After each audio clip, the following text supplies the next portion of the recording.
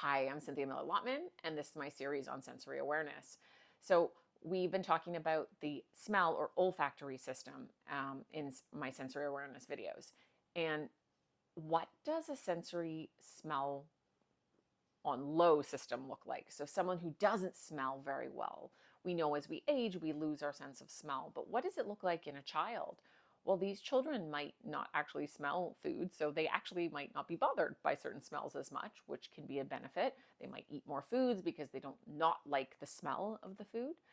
But also, these kids, sometimes we see it in autism spectrum disorder, that it can be that these kids will go after certain smells. So you'll see them smelling certain objects or items and like perpetually and like the smell of it. We've seen this with little kids when they have their favorite little stuffy and you can't wash it because they love that smell. They need that smell, right? They're almost like they need it to feel just right. They're on low and they're stressed and anxious, and by smelling that they feel better.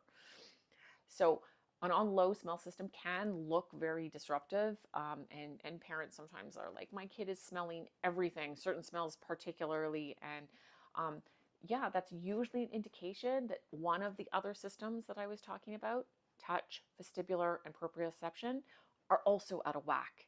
And so we really need to look in and ask yourself some questions. Is it really just the smell? And it's possible. Or is there something going on in those other senses that I talked about in my other videos? So stay tuned for more. And if you like these videos, please follow and subscribe.